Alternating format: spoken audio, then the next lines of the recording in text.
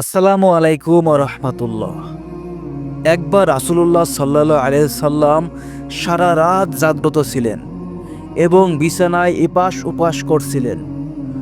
স্ত্রীগণের মধ্যে কোনো একজন স্ত্রী বললেন, হে আল্লাহর রাসূল, আজ আপনার ঘুম আসছে না? তখন নবীজি বললেন, পথে একটি খেজুর পড়েছিল, আমি সেটি তুলে খেয়ে ফেলেছিলাম যাতে খেজুরটি নষ্ট না হয়। এখন আমার এই চিন্তা হচ্ছে যে খেজুরটি আবার সৎকার ছিল না তো? যে মহান সত্তার তাকওয়ার এই অবস্থা ছিল যে সৎকার খেজুর খেয়েছেন কিনা এই সন্দেহে সারা রাত ঘুমাতে পারেননি। সেই পবিত্র সত্তার প্রতিপালিত ভক্ত তো এমনই হবে। হযরত সালমান ফার্সি রাদিয়াল্লাহু তাআলার মধ্যেও তাকওয়া ও দুনিয়া বিমুখতার বিষয়টিও প্রবল ছিল। সাধারণ থেকে সাধারণ পানাহারেও তুষ্ট হয়ে যেতেন। সারা জীবনে তিনি নিজের জন্য কোনো গৃহ নির্মাণ করেননি। হযরত সালমান ফার্সি রাদিয়াল্লাহু তাআলা মাদায়েনের গভর্নর থাকাকালে একবার হযরত হুযায়ফা ইবনুল ইয়ামান রাদিয়াল্লাহু তাআলা তাকে অনুরোধের সঙ্গে বললেন, আমরা আপনার জন্য একটি ঘর নির্মাণ করতে চাই। হযরত সালমান ফার্সি রাদিয়াল্লাহু তাআলা বললেন, আপনি কি আমার জন্য মাদায়েন শহরের ঘরগুলোর মতো একটি ঘর তৈরি করবেন?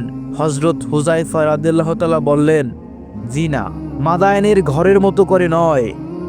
আমরা আপনার জন্য এমন একটি ঘর তৈরি করব যার ছাদ হবে ঘাস ও খড়কুটো দিয়ে, আর ঘরটি এত ছোট হবে যে আপনি দাঁড়ালে ছাদ নিচু হওয়ার দরুন মাথা ছাদে ঠেকে যাবে।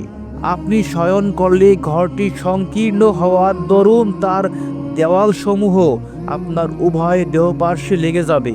এ কথা শুনে হযরত সালমান ফার্সি রাদিয়াল্লাহু তাআলা বললেন, হ্যাঁ, এমনটাই ঠিক আছে। আপনি আমার মনের কথা জেনে গেছেন। পূর্বেই বলা হয়েছে রাসূলুল্লাহ সাল্লাল্লাহু আলাইহি সাল্লাম হযরত আবু দারদা রাদিয়াল্লাহু তাআলা এবং হযরত সালমান রাদিয়াল্লাহু তাআলা এর মাঝে ভ্রাতৃত্বের বন্ধন তৈরি করে দিয়েছিলেন।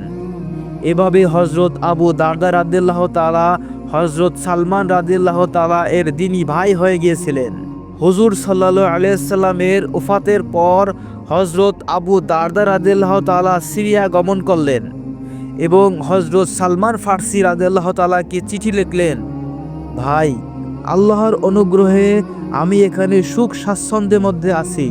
আল্লাহ তাআলা আমাকে সন্তান ও সম্পদ উভয় নিয়ামত দ্বারাই সম্মানিত করেছেন এবং আমি পবিত্র ভূমি সিরিয়ায় আছি। হযরত সালমান ফার্সি রাদিয়াল্লাহু তাআলা তার জবাবে লিখলেন, ভাই, ধন সম্পদ ও সন্তান অধিক্য অথবা পূর্ণভূমিতে থাকা কোনো কল্যাণের বিষয় নয়, বরং কল্যাণের বিষয় হচ্ছে আপনি এমন কোনো আমল করুন যা আপনার জন্য লাভজনক হবে এবং আপনি নিজেকে মৃতদের মধ্যে গণ্য করুন।